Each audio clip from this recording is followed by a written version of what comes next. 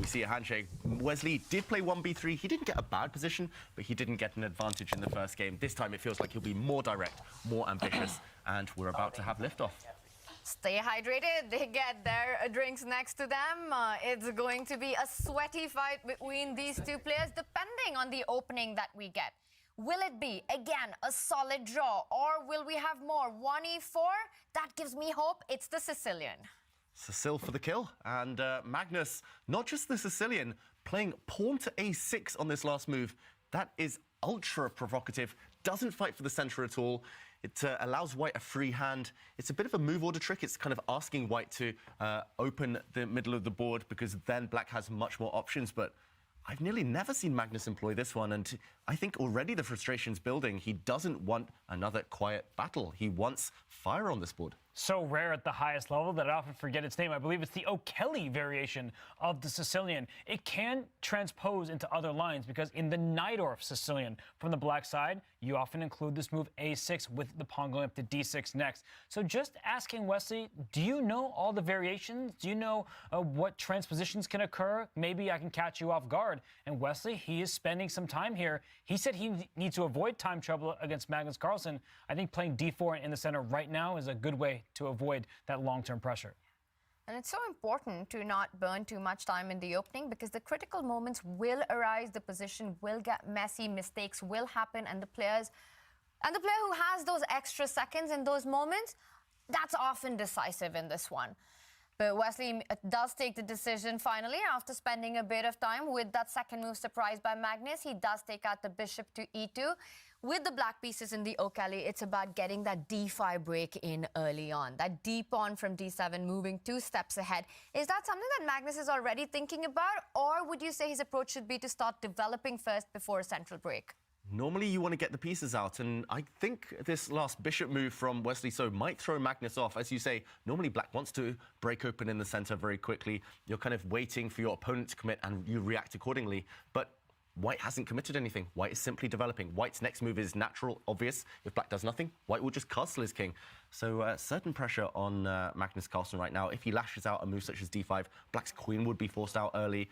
I think that might backfire. So I'm expecting a pawn push here, or black's knight to come out, maybe the queenside knight. Either way, Magnus, he's the one to launch the surprise. The O'Kelly, I must admit, I've forgotten that name too. It's that rare, as you mentioned, Robert. But OK, now we're headed into more traditional waters. An open Sicilian, potentially, depending on Wesley's next move. He pauses. Will he take with the pawn?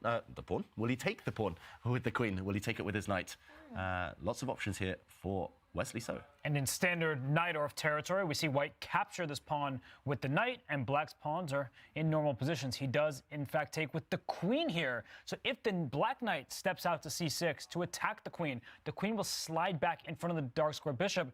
And I have to say, this kind of reminds me of some games that Magnus has played from the white side of this opening. So Wesley saying, you can do it, I can do it too. That was his kind of mantra in the previous game. He did mention, Wesley, that these two had a battle in the previous game, but with colours reversed from 2 years ago. So he's just copying Magnus's opening. He just says, OK, you often play 1b3, I'll play b3. You played the English opening a few years ago against me. I'm playing it this time. And now a variation, as you mentioned, Robert, that Magnus is quite renowned for, as the white queen most likely going to step back now, either to e3 or to the d3 square. Following the best player on the planet when it comes to opening preparation, perhaps not such a bad idea, but really interesting there. The memory that Wesley has about all the games that they've played, even years ago, and just how they look at openings at the very top level. The knights come out, and I was expecting Wesley to blitz out the next move quickly. While he does pause a little bit, and he chooses another square. Instead of lining up the queen against a dark squared bishop, he lines it up against a light squared bishop. To me, this is a bit of a surprise, because putting that queen on e3 later on invites white's rook to the d line, which is opened up already. But this looks like it's not only going to come in the way of the bishop, but that eventual rook as well. He does want to develop his dark square bishop, so he doesn't want to be in its path. And right now, Wesley, he can just develop his queenside knight. He controls the center. That's the good news. Earlier, we were talking about a pawn break for d5 for black. You often want to accomplish that in Sicilian defenses, but Wesley has that square under his control. But now we're getting into sort of a Sicilian dragon territory, where Magnus is going to develop his bishop to g7. That's a long-range piece, and it's going to be a fighting game. I don't think it's going to be particularly solid from here on out. Yeah, this is the most promising in terms of the rich possibilities for both players. The most promising position we've seen so far. And something happened. Did Magnus knock over a piece? Players made eye contact there. Magnus looked over for the arbiter, but okay, back to pure focus, pure concentration on this board, as Black's bishop has been fianchettoed. But yeah, this one, so many pieces on the board. This imbalanced pawn structure that we always see arise from the open Sicilian. I'm excited. I think this one, it feels like Magnus is poking Wesley a bit. He's saying, come at me, I'm provoking you, try to do something. But will Wesley be provoked? That is the big question right now. Who gets provoked and how much risk are they willing to take? We're going to check in with Danny, who is on site. He is in Toronto, bringing us some updates. Danny, 2 kg fights, but this one promises to be a fun one. What do you make of Wesley's opening approach so far? Yeah, thanks. I've been, like everyone else, I guess a little surprised and intrigued by Wesley's opening approach, going back to playing 1b3 in game 1.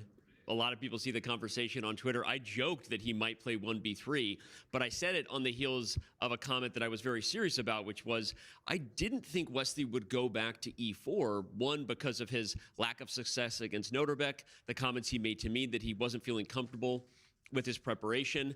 And it's funny, and then Levy said, well, if he plays e4, we will kind of learn what Magnus's intentions are by whether he plays e5, going into some really well-known lines that Wesley can keep very technical and very sort of risk-free, or whether Magnus would go for a Sicilian. So I guess I wanted to pop on to just say that in many ways, I think that a lot of the anticipation we've had and sort of the intrigue about what the players would be doing at the board is sort of coming to life here. And I'm a little surprised by Wesley going to e4, Magnus playing the Sicilian, but like David just said, I am also, regardless of how we got here, excited about what we're going to see on the board, because I think this is about to be the most exciting game we've had yet. And Danny, that's an interesting setup for what's been happening. But now that we're in this position, whose style do you think this type of position favors? Is it in Magnus's court because it might be more open, or is Wesley dictating the pace because he is starting with the white pieces and it is closed, at least for the moment? It's a great question. I mean, Wesley plays e4. We know that he, as he said, for many years was a big fan of some of the sharpest, most deeply prepared Sicilians. It hasn't been something he has done I guess as often in his later years, as we say. He's still a pretty young guy. But I'm going to go on a limb and say that regardless of whose style this favors, I actually feel like Magnus is happier about what we're now seeing on the board. It's a very unique Sicilian. Yes, it's a dragon setup, but you have a couple of very unique features in the position, right? The knight on d5 in this sort of structure is very irritating for black, but white also doesn't have as much space as you might normally have. The queen is interesting on d3. You see Magnus aggressively playing the pawn to b5, which means he's ready for a fight on the queen side, a very typical Sicilian plan. So is Wesley going to play something like a4 and try to maybe positionally undermine the queen side here? Or will he stay aggressive in the center and allow for an even sharper Sicilian? Things like bishop to g5, put a rook on d1 and e1, and see if you can make something happen. So anyway, I know I didn't answer your question directly. I kind of feel like it favors Magnus in terms of the kind of position he wanted. We also see a little bit of an edge on the clock, so that would be my crystal ball prediction, I guess. And Danny, I've got to ask, are you missing Levy, James, everyone? Why aren't you in the bar? Why aren't you in the Belfast Love right now? I'm not in the bar because I got work to do, just like everybody else here. And I saw, I mean, obviously Candy had a good time over there, checking in with the chess pros. Okay, bishop to g5. By the way, excited to see aggression from Wesley. And Levy is over there right now. He'll be checking in soon. Spoiler alert for those who didn't know that, or fans who were hoping to catch a glimpse of Gotham. He's actually over there right now. I think I'm going to head over there at the end of the day. I don't know. I want to be here just in case some crazy stuff goes down. But yeah, and I will definitely be there tomorrow. That's awesome. Chess over everything, Danny. We've been seeing the fan zone there, and it looks like everyone's having such a great time. What does it mean for Toronto to host this massive finals?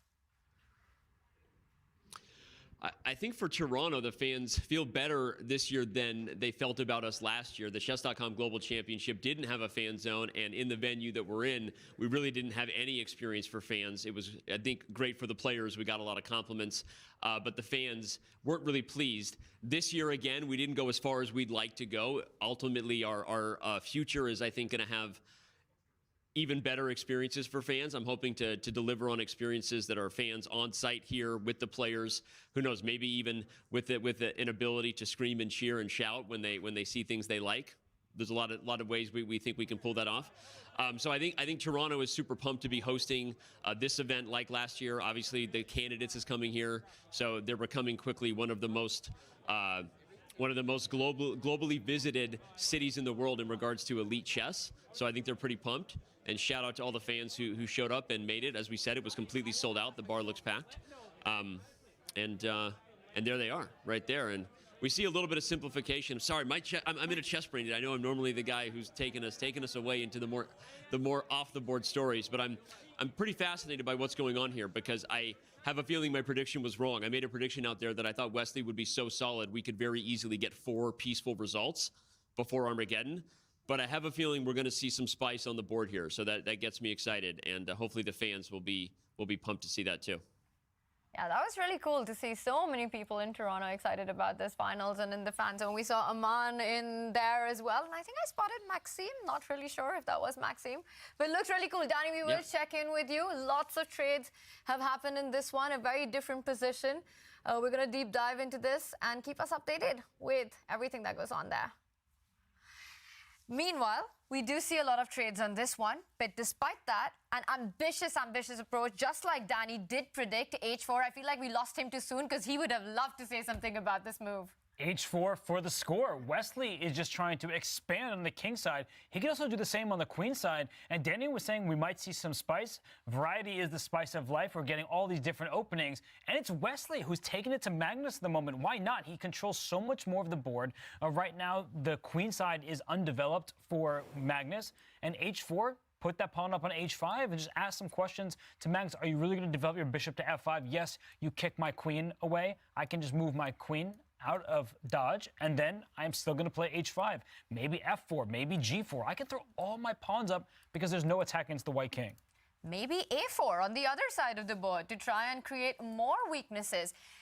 The material is level, David, but the pawn structure seems to imply that if anyone is playing for this advantage, it has to be Wesley, and all caution has been thrown out of the window with that last move. Yeah, this is Wesley So at his best. This is Magnus Carlsen taking some big risks as he does attack the white queen, which will surely just slide back.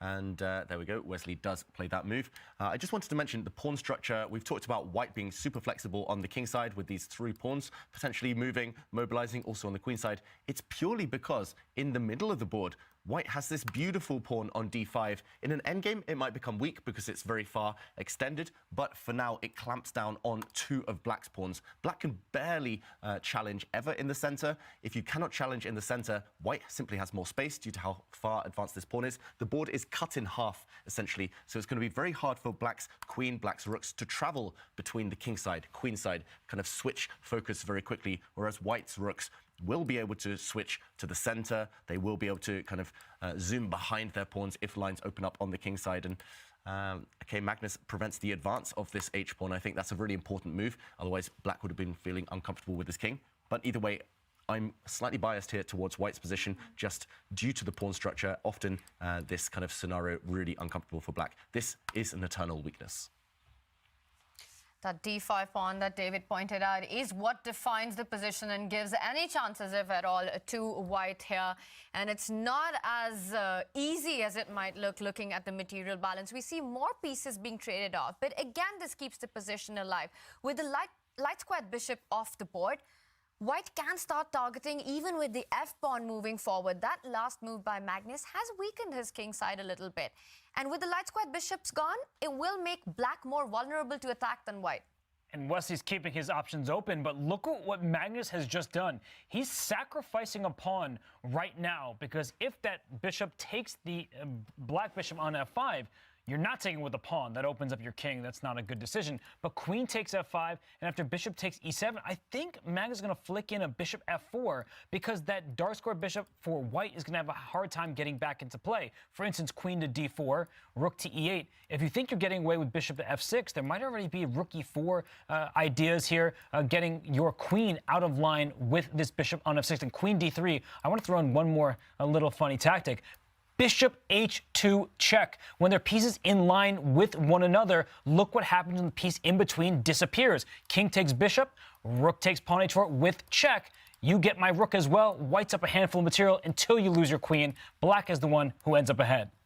Beautiful tactic, beautiful clearance sacrifices there, Robert, but it's because white is slightly loose and white doesn't have time to activate the rooks and go for this pawn. I think, actually, this is just supreme calculation from the world number one right now, Magnus Carlsen.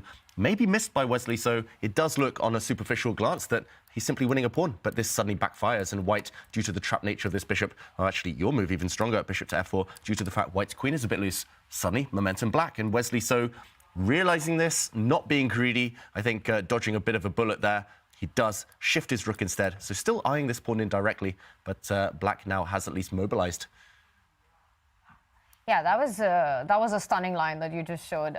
And what's even more stunning is that Magnus, he just quickly found it, and he finds the tactical way to get out and neutralize the position to the advantages that we were talking. But Rook E1 still keeping the pressure. He doesn't go on for the trades. David, you were about to say something.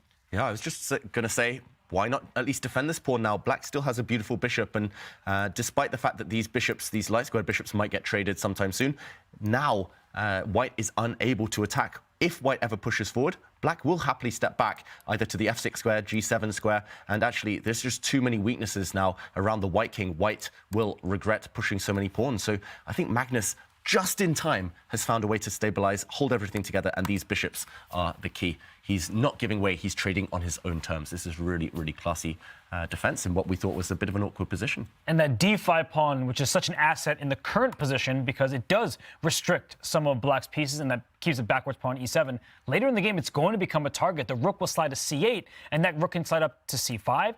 If the bishops get traded, the light square bishops, that is, the rook can come up to c4. And suddenly it's that white pawn on h4 that may be a bit loose. So there are going to be some counter chances for Magnus Carlsen here. That d5 pawn, it can be overextended. And for Wesley, he needs to keep up the pace, not just on the board in terms of creating threats, but on the clock. He's down under 6 minutes. But we were so hopeful about White's position just 2 moves ago. We were talking about all these breaks coming up, White having that D pawn, the bishops looking really good. Where does it come to? What moment does it come to? Or what idea does it come to where Magnus has managed to turn this around to at least an equality? Well, sometimes the best positional moves are based on tactics, on tricks. And I think it was that one that Robert pointed out, just Magnus pretty much hanging a pawn, saying, that was a free pawn, try and take me, but the tactics work in my favor. And that's where momentum changes. It's going in one side's direction for so long. Suddenly, something throws you off. Suddenly, what you wanted to achieve isn't possible anymore. And then it's momentum for your opponent. And that's how games take this kind of roller coaster effect. And they can be topsy-turvy because often things at this top level are very rarely one-sided. You might be going for a certain goal, as you might have a certain idea in mind, but the opponent always has resources to try and throw you off. And yes, Wesley isn't able to achieve a direct advantage, but he's not worse. It's still in the balance, this position. White still has chances, and I like this rook lift. And the evaluation bar off to the left-hand side of our screen here, it's still in the middle, and it has been both in this game and in the previous ones as well. But Magnus has done a few things in this match. That knight a2 decision, the thumbs up from the evaluation bar. It was a great idea. Here, sacrificing a pawn temporarily on e7, also a good idea. But the best players in the world, they know when to choose their moments. And Wesley knows when not to take a pawn that may be vulnerable. He understands that's biting off more than he can chew. He would be in an uncomfortable position. So Wesley, he is now just under 6 minutes. Magnus about to hit the 7-minute mark. And for Wesley, he's just doubling his rooks on the e-file. I like the way he's handling some of these decisions from Magnus. They may be a bit of a surprise at first glance, but then when he sits and calculates, he realizes, not a big deal. Let me continue with my plan. Let me coordinate my pieces. And once the rooks do get doubled up on the E line, there will be threats for Magnus to answer once again with that F pawn moving forward, targeting that bishop on E5. Again, coming back to that D5 pawn that we were talking about, it's just made E7 a long-term weakness, and that's kind of like Wesley's North Star, guiding his play, doubling up on the E file, placing that bishop on G5. It's all around that E7 weakness right now. Magnus develops, also eyeing a potential rook lift himself once the bishops get traded. The rook could come to C5, attacking D5, or also C4, hitting on H4 at the right moment. Yeah, and look at the body language. Both players sensing this is a critical game, a critical moment. It's really hanging in the balance. Yes, the knights are all gone, but the pawn structure is imbalanced enough, and the piece configuration is really tense. It feels like one side could crack, and Wesley hesitating here. He's 1.5 minutes down. He does play the consistent, the most logical follow-up to his plan, enacted by lifting his rook up the board. And now, how will Magnus react? Quick pace here, trades off the bishops. Your move, Robert, I think incoming. The black rook on C8 needs to activate. There is, for the first time in this game, the hint of a threat of white's f-pawn coming forward, kicking away black's stabilized central bishop. So Magnus wants to fight against that. And if white really wants to get that in, after rook c4, you have to first play g3, but every pawn push in front of your king gives control of important squares to your opponent. So I would not be touching too many pawns in front of my king if I were Wesley, but you can't really push pawns on the queen side either. The b pawn is stuck in place defending the c pawn. So I think that if Magnus is given a few turns, he can bring his first rook to c4, then slide his other rook to the c file. And if white can't successfully get this pawn push to f4 to kick the dark square bishop out of e5, I do believe that Magnus will have the better chances there. So Wesley, he'll have to act quickly on the board this time rather than the clock.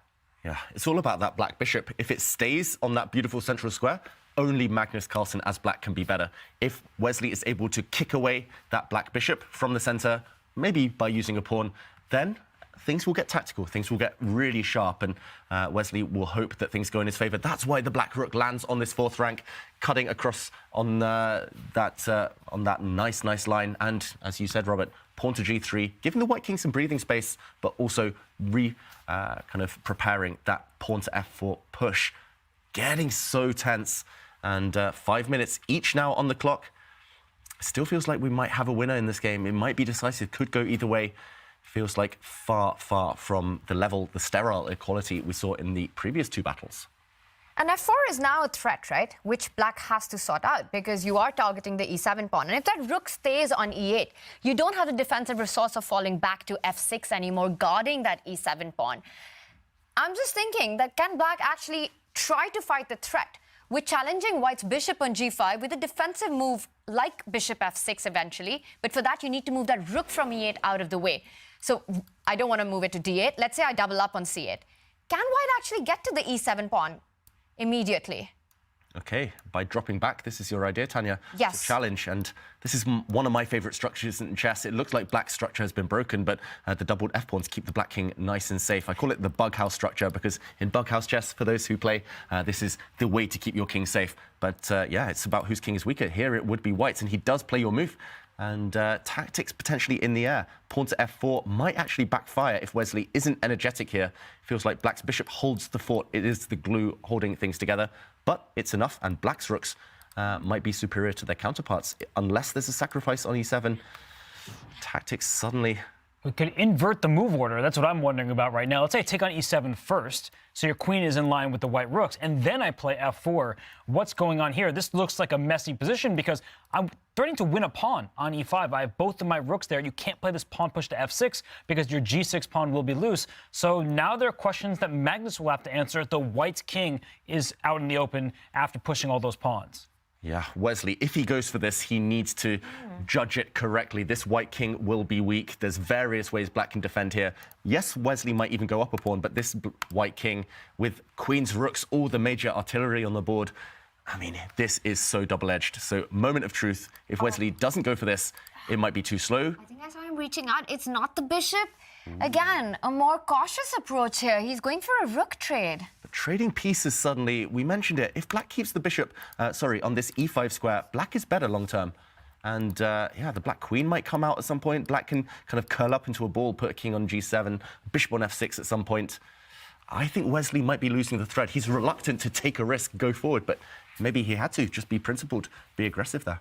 And it's a position where that d5 pawn is going to be something that white may struggle to hold, because if that second black rook steps up in front of the c4 rook, go up to c5, put immediate pressure on the d5 pawn, and the black queen slides over. Something we could talk about Magnus going for a win, but I like his decision first. He brings his king up to g7, covers the f6 square again. Also, maybe in some positions you need to cover the g6 pawn, so you can push your own f pawn to f6 to kick that bishop out of there. But either way, I like the way that Magnus is handling this, and both players under 4 minutes. It's getting into territory where speed, it can kill, but it's needed here. Yeah, feels like Wesley maybe just needed to go for that, take a risk, be energetic. After all, you don't beat the best player in the world by being timid, and I do foresee a position where Magnus can start grinding. That's where we know he loves to kind of exert his authority over the opponents, even the best players in the world. If he gets a small advantage, like the weakness of White's far advanced pawn now, we mentioned it, trading everything off, that pawn is weak. So Magnus has a few things long-term in his sights. Wesley needs to act dynamically now. And speaking of acting dynamically now, I just want to point out that this sacrifice of bishop takes pawn will not work anymore. And that all comes down to Wesley's last move. The whole idea falls apart because that rook from e3, which moved to e4, has actually cleared out a diagonal. And after bishop takes pawn, and perhaps we can show this with arrows, David, that this is the idea that we were vouching for earlier, which gives Wesley the play. Now f4 can be met by a check on a7, which earlier was not possible when the rook was on e3. So Wesley returns the favor, steps up with his king, sidesteps the check, bishop takes pawn, once again a threat. But he did walk into a new diagonal, which I don't like either, because in the current position, I believe that the black queen can slide to b7 in the very near future, maybe on this turn, with rook c5 to follow, or pawn to e6 in some positions, because the king is in the scope of that black queen on b7. This is actually a nervous territory for Wesley. So Magnus is playing on the queen side, could play with a5, saying my queen's in the perfect location. But I don't think that the white king is fully out of dodge. Yeah, Wesley's drifting. Look at this, pawn to a3. He's even just parked all his pawns on dark squares, and these could be easy targets for black's bishop later in the game. I really don't like this for Wesley, and this idea of putting the queen on the long diagonal, not just threatening tactics along that line, but also pawn to b4 will totally shatter the white structure later. Magnus, he's upping the ante, upping the pressure. This is a massive weakness. It was White's biggest strength earlier. Suddenly, all these trades, and it is simply weak. Magnus is turning the screw. He controls all of the pawn breaks in this position because White's pawn structure is actually cemented in place.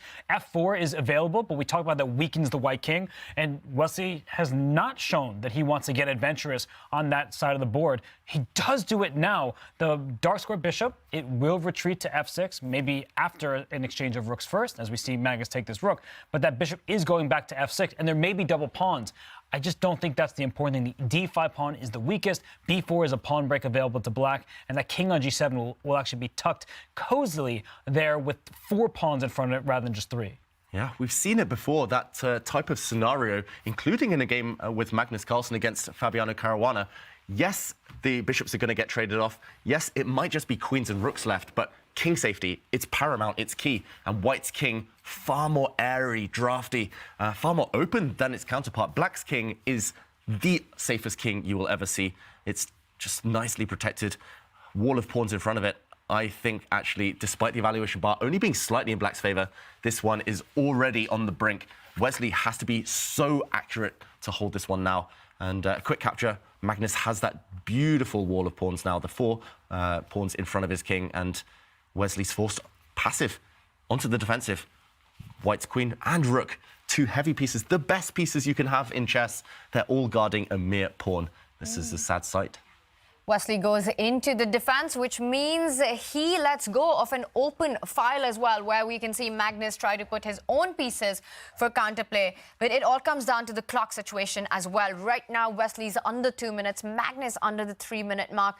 And despite the level material, despite black having those double pawns, we are expecting this to be a big fight still, some more critical decisions coming up. There are heavy major pieces on the board, and we know just how deadly Magnus can be with those queen placements. And we typically don't like double pawns, and black is the only side with double pawns, because in pure king and pawn end games, it's hard to create a passer. But with rooks on the board, when you have double pawns, you have open files. And why black should have the upper hand is he's been using the C file, and if that white rook did not go right back to E4, he could use the E file as well. So the black king has that blanket of pawns in front of it. It's a happy piece. The D5 pawn does stick out, but is there enough firepower remaining? That's the essential question for Magnus Carlsen.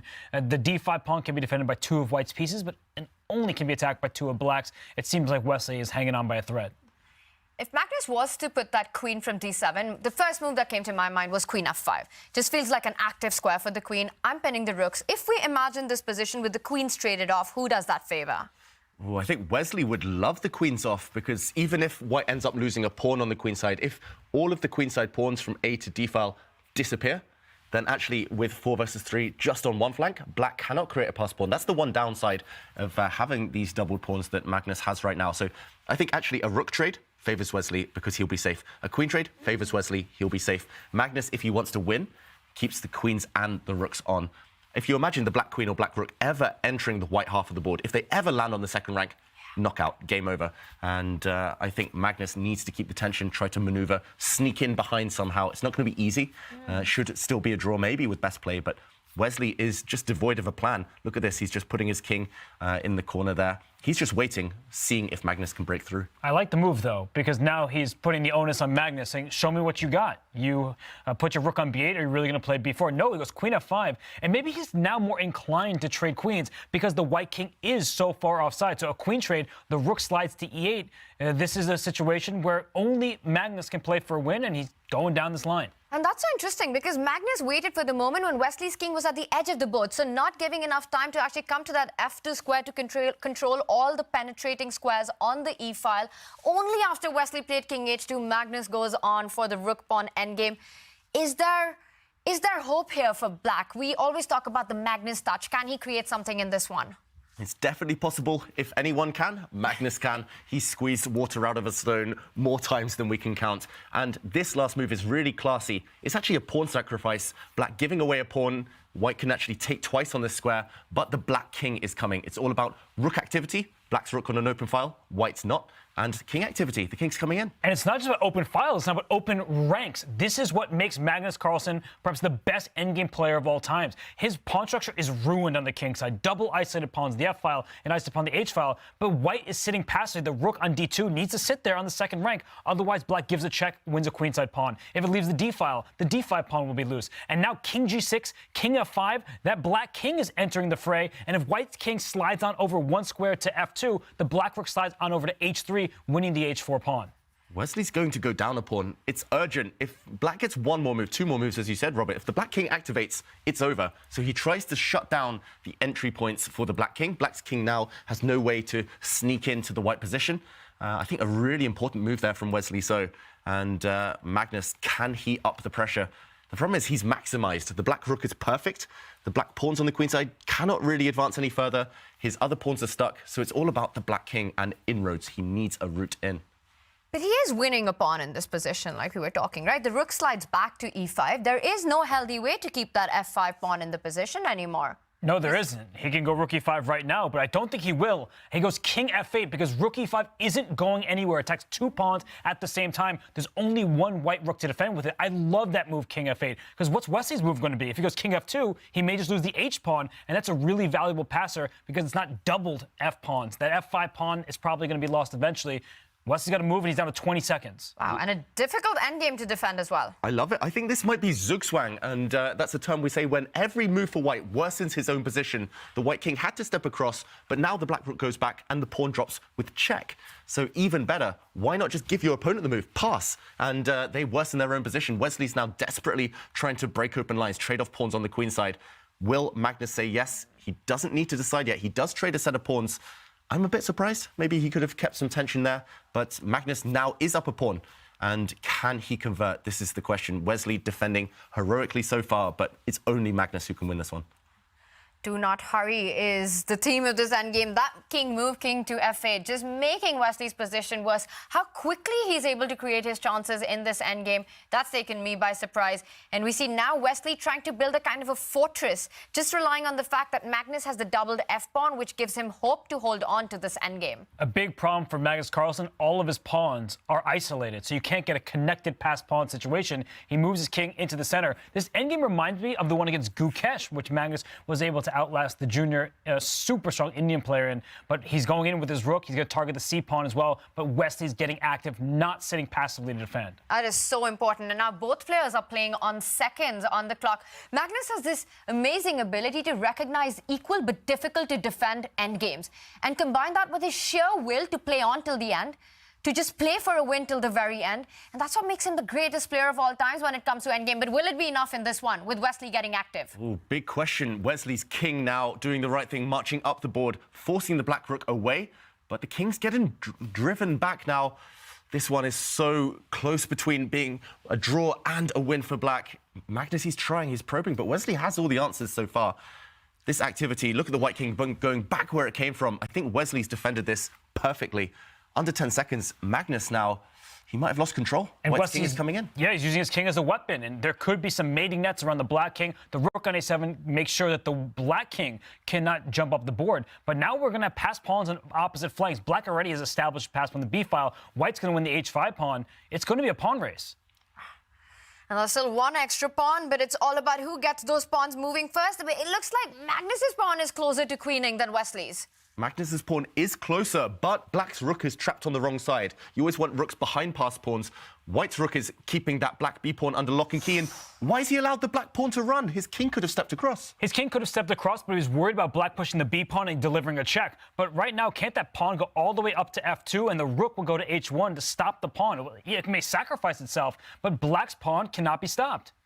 Black's making a new queen. Magnus Charlsen is going to win. Wesley forgot to keep that pawn under watchful gaze, and it's game over. A couple of checks, spite checks. Magnus's king is going to dance easily out of them, and now just prevent the white pawn promoting. We see a check first of all, and Wesley resigns. Wesley resigns. Magnus Carlsen does Magnus things in the endgame, takes the point, takes the lead in the finals with the black pieces. What a win that was. It was reticent play from Wesley So, and Magnus Carlsen pounced. He senses it when his opponent doesn't want to strike. Wesley had to do it earlier, and Magnus is the first to deliver a huge blow in this final match.